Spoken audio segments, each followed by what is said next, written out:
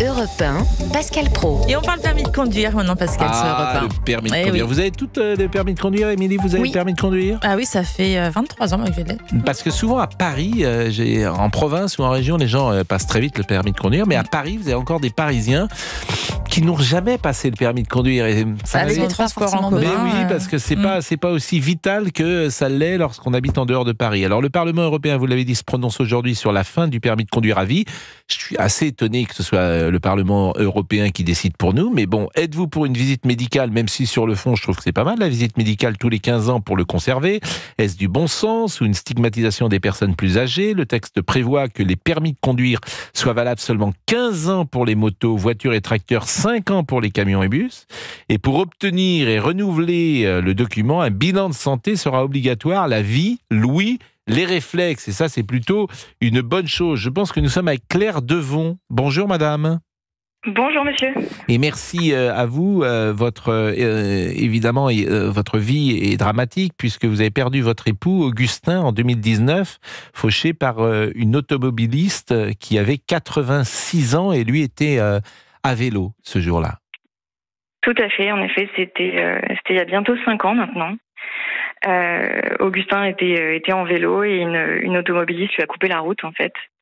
Et il est décédé le lendemain à l'hôpital et moi j'étais enceinte de 8 mois, on s'était mariés à peine un an auparavant. Et ça a été, vous l'imaginez, un tremblement de terre dans ma vie, notamment parce que, et c'était quelque chose qui rendait les choses plus difficiles pour moi, la conductrice en question, elle avait 86 ans, elle voyait très mal, elle entendait très mal, elle se déplaçait avec un déambulateur. Et elle m'a dit elle-même, quand je l'ai rencontrée au tribunal, qu'elle aurait jamais dû conduire en fait ce jour-là. Et c'est d'ailleurs une des choses qui m'a frappée quand je l'ai rencontrée au tribunal, c'est que je m'attendais à la détester cette femme. Et en fait, j'ai vu entrer dans la salle une personne qui était presque tout aussi victime que moi ce jour-là, parce qu'elle était vraiment détruite par cet accident. Et pour moi, ce vote, c'est aussi ça, c'est l'idée d'arrêter de laisser peser le choix de conduire ou de pas conduire sur les épaules des gens au niveau individuel ou au niveau des familles, mais bien d'en faire une question de société. Donc, je vous remercie de me permettre d'en parler. Comment elle expliquait qu'elle ne se soit pas arrêtée de conduire? Alors, comment est-ce qu'elle a expliqué ça? En fait, elle avait la nécessité, de son point de vue, de conduire, et je pense que c'est en effet une question de mobilité, tout ça. C'est pas une question bien fondée de cette mesure, c'est une question de mobilité et de solution de mobilité qu'on met en face, c'est-à-dire que c'est une personne qui avait besoin de sa voiture pour aller faire une course ou deux, et qui donc l'a prise en se disant, finalement, j'en suis encore capable. Et le fait est que ce jour-là, ça n'est pas passé. Et peut-être cette dame-là habitait-elle seule et peut-être était-elle en campagne? Alors à vrai dire, non. Elle était dans une résidence médicalisée. Donc je pense que des solutions auraient pu être trouvées. Elle habitait dans une petite ville, mais pas forcément en campagne. Donc elle n'était pas dans un désert de services de mobilité, non. Vous avez dit que vous l'avez rencontrée au tribunal. Quelle a été la sanction prononcée contre cette dame? Alors, elle a écopé de 18 mois de prison avec sursis, puisque dans ces cas-là, la culpabilité était évidente. En revanche, on sanctionne évidemment les personnes âgées, mais à hauteur de leurs conditions également. Et c'était quelle qualification juridique qui avait été retenue contre elle? Homicide involontaire. C'est un cas très douloureux et vous arrivez à en parler, en parlant même de cette femme, avec les mots que vous avez utilisés. On pense également à Pauline Déroulède qui mène ce combat et qui est venue très souvent au micro d'Europe 1 et qui a perdu une jambe percutée par un homme qui était encore plus âgé, je crois qu'il avait 92 ou 93 ans. Et Pauline, évidemment que la vie est différente et ne sera jamais plus la même qu'avant l'accident. Quel type, selon vous, de visite médicale il faudrait? Est-ce qu'elle doit être au minimum, la visite médicale, c'est-à-dire l'ouïe, les yeux, les réflexes, et 2 ou 3 réflexes, parce que de toute façon, quelqu'un de 86 ans, il n'a pas les mêmes, par définition, il n'a pas les mêmes réflexes que quelqu'un de 20 ans. Tout à fait. Et si on pousse un peu la visite médicale, tous les gens de plus de 85 ans, ils vont avoir du mal à conduire. Il y a peut-être des gens qui sont en train de nous écouter, qui ont passé 85 ans, ou qui sont proches des 85 ans et qui ne sont pas contents des paroles que je dis, parce qu'ils se disent, je suis en pleine forme et je sais conduire. Voilà, on a des conversations comme cela. On avait une conversation sur les chiens l'autre jour, et tout le monde pense que son chien est gentil. Et de la même manière, tout le monde pense qu'il est apte à conduire. Et vous voyez, moi, j'ai un voisin à côté de chez moi, que l'autre jour, le pauvre, il est tombé dans mon hall d'entrée, je l'ai ramassé. Ce monsieur conduit toujours, et je me demande comment... Et vous lui avez dit ? Non. Eh oui, non, mais je sais que c'est mon gardien a appelé ses parents pour ses enfants, pardon, pour lui dire, mais voilà. Il a 85 ans et on a appelé ses parents pour lui dire, il va se faire engueuler. Je me demande comment ce monsieur n'a pas encore créé d'accident, mais vous avez raison. Rien qu'à voir comment il se gare, il prend toute la place de ma place. Mais vous avez raison. Voilà. Vous avez parfaitement raison. Ça serait intéressant d'appeler d'ailleurs ses enfants. Hein.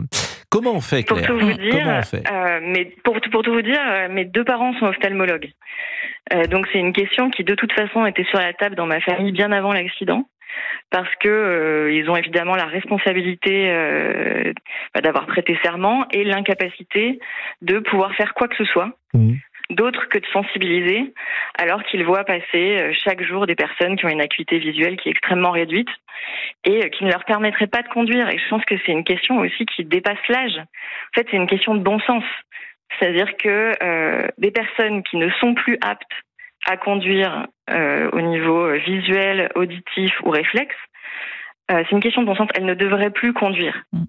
Peu importe sa sensation, en fait. Peu importe son CV de conducteur, peu importe son âge, c'est un fait, quoi. C'est du bon sens. Et après, la question, c'est comment on fait pour que ces personnes qui ne sont plus en capacité de conduire puissent se déplacer.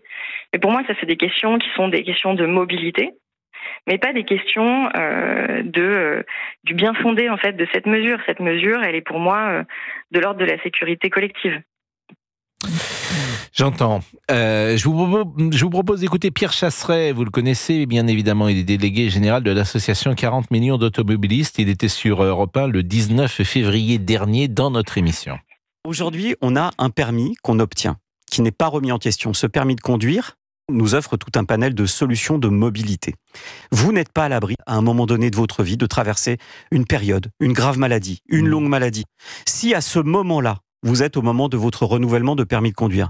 On va prendre des gens qui sont déjà en dépression, je sais pas moi, parce que leur femme s'est barrée du jour au lendemain, et derrière, parce qu'ils sont sous onction, on va leur refuser leur permis de conduire. Le permis de conduire est une question fondamentale. Je n'entendrai pas que demain, la mobilité soit conditionnée à une proposition de loi européenne poussée par un parti Europe Écologie Les Verts, que l'on sait être quand même pas très sympa avec les automobilistes.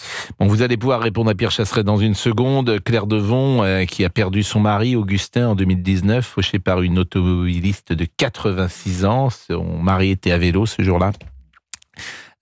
Dans des circonstances particulières, parce que vous disiez que vous étiez enceinte, Claire. Oui, tout à fait. Donc, il y a un petit bébé qui est né et qui ne connaîtra jamais son papa. Exactement. Vous avez combien d'enfants, Claire, aujourd'hui ? Un. Ah oui, c'était le premier enfant, d'accord. C'était en plus oui, pardonnez-moi. Oui, tout à fait. Ouais, tout à fait. Et ce qui est dur aussi à vivre, c'est qu'on avait fait le choix d'attendre pour connaître le sexe du bébé, d'attendre la naissance. Et du coup, il est parti sans savoir que c'est une petite fille.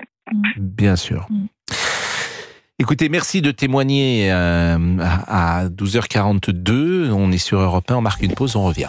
Et avant la pause, je vous rappelle que cet après-midi, de 16h à 18h, vous retrouvez Sophie Davant et toute sa bande de copains pour tenter de gagner le jackpot qui s'élève aujourd'hui à 1 400 €. Vous vous inscrivez par SMS en envoyant Sophie au 739 21.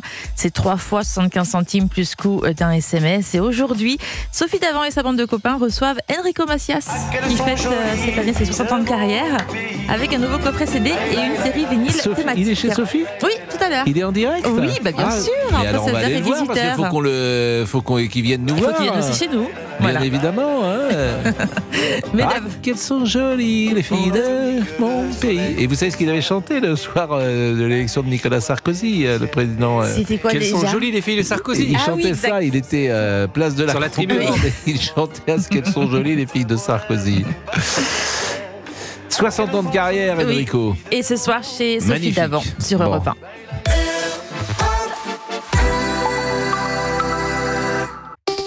Europe 1. Pascal Pro et vous. De 11h à 13h sur Europe 1, et nous retrouvons Alexandre qui nous a appelé au 01 80 20 39 21, Pascal. Je salue Alexandre qui est enseignant en Belgique. Bonjour Alexandre. Bonjour Monsieur Pro, ça me fait plaisir de vous entendre. Mais écoutez, merci d'être avec nous. Claire Devon est là avec un témoignage puissant puisque son mari est décédé. Une femme qui avait 86 ans, qui n'aurait jamais dû être au volant, conduisait ce jour-là. Et s'il y avait existé, s'il y avait eu un examen médical, elle n'aurait jamais pu reprendre le volant. Et je crois, Alexandre, que malgré cela, vous n'êtes pas favorable à un permis qui soit contrôlé régulièrement. Pourquoi ? Alors, avant cela, je tiens simplement à dire que je fais bien sûr preuve d'empathie vis-à-vis du témoignage qu'on vient d'entendre à l'instant. Donc, je vais maintenant donner mon avis. Donc, pour moi, en fait, cette mesure, elle est un peu utopique dans le sens où on fait croire aux gens que parce qu'on passerait un examen médical, limite les accidents ne surviendraient plus. Moi, c'est ça que je dénonce. Je pense qu'à un moment donné, il faut pouvoir se dire que le permis de conduire, si on l'obtient, c'est qu'on estime qu'on a les capacités. Alors, c'est vrai qu'on n'a pas les mêmes réflexes à la fin ou au début, mais je dirais c'est avant tout finalement le comportement qui compte. Et vous avez des gens qui conduisent pendant 40, 50 ans, qui n'ont jamais eu d'accident de la circulation, qui peut-être au niveau de certaines capacités médicales, elles auraient diminué, mais j'ai envie de dire l'important c'est qu'il n'y ait pas d'accident. Moi je pense qu'il faudrait plutôt trouver une mesure qui serait de dire à partir du moment où on constate qu'un automobiliste a régulièrement des accidents, quels qu'ils soient, du simple accrochage à l'accident plus grave, à partir de là, oui. Parce que là, on peut se dire qu'il y a un souci. Parce que finalement, c'est un tout, la sécurité routière. La personne qui prend le volant sous l'influence de l'alcool, je pense parfois est bien plus dangereuse que quelqu'un qui limite aurait légèrement perdu la vue, mais qui n'a jamais eu d'accident de la route. Donc je pense qu'il faut, dire tous les 15 ans, c'est un peu mettre tout le monde dans le même sac, c'est un peu sanctionner tout le monde. Je suis toujours étonné, moi, de ces raisonnements, parce que vous me dites qu'il ne faut pas prendre cette mesure-là en me disant qu'il y a d'autres gens qui sont plus dangereux. Donc, je trouve que c'est toujours des raisonnements que je trouve un peu spécieux. Si vous êtes en pleine forme, moi, ça me dérange pas du tout de passer un examen. Parce qu'on va voir, ça va durer 5 minutes. D'abord, sur les conditions de l'examen, ça va être compliqué, parce que déjà qu'on ne trouve pas de médecin, déjà qu'il faut des mois pour avoir un passeport, une carte d'identité, etc. Ça aussi. Ça, oui. Je pense que c'est des arguments. Je vois pas comment on va mettre ça en place, pour tout vous dire, parce que ça va être une usine à gaz absolument incroyable. Mais sur le principe... Il faut avoir un Claire. pour chaque compétition sportive Claire qu'on Devon. fait aujourd'hui. Oui. Et c'est tout à fait simplement mis en place. Je pense que quelque part, c'est encore une fois une question de réflexe et d'infrastructure. Vous vous rendez compte, si vous devez faire passer une visite, alors je ne sais pas combien il y a d'automobilistes qui ont leur permis. Bon, en France, combien en a-t-il ? Allez, on est 70 millions. Admettons qu'il y ait 35 millions de gens qui conduisent en France. 1 sur 2. Je suis pas sûr de mon chiffre. Donc ça revient tous les 15 ans. Donc sur tous les 15 ans, je peux pas savoir si c'est 1 ou 2 millions de gens qui chaque année doivent faire une visite médicale. Je peux vous dire que ça fait du monde, hein. En organisation, faut pouvoir le faire. C'est pas simple. Mais sur le principe, on pourrait tous être d'accord, Alexandre, parce qu'en fait, ce que disait Claire est juste, c'est une question de bon sens. Au bout d'un moment, les gens devraient savoir qu'ils ne sont plus capables de conduire.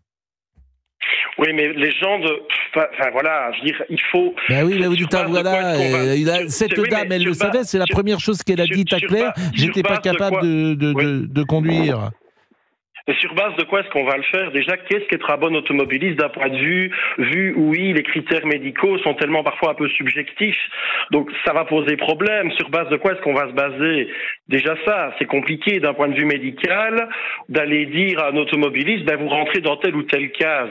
On est déjà dans une société où on range tellement les gens dans des cases, donc si en plus on y ajoute les automobilistes, ça risquerait d'être très très compliqué.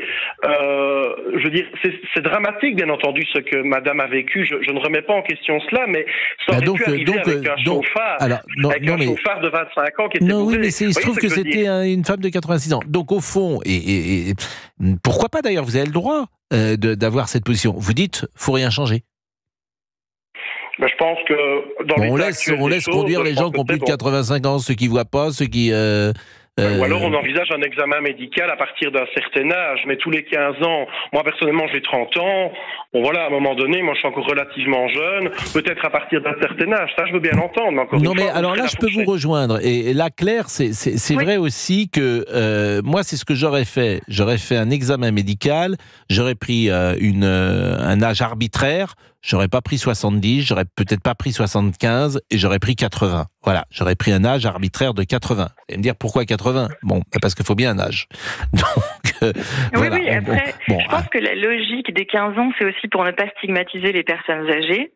Et après, les modalités, évidemment, de la mise en place de cette question des contrôles médicaux, elle peut être discutée. Enfin, ça fait partie des choses qui, je trouve, sur lesquelles on peut se rejoindre. Parce que faire effectivement une visite médicale à 35 ans, je suis pas sûr que ce soit efficace parce que les gens voient et les gens entendent. Le problème des jeunes conducteurs, c'est pas celui-là. C'est qu'effectivement, ça peut être l'alcool, ça peut être pourquoi pas ils conduisent vite, ils sont pas prudents, mais ça se voit pas dans une visite médicale, hélas. Bon, je vais vous remercier Claire parce qu'il est déjà 12h52 pour tout vous dire.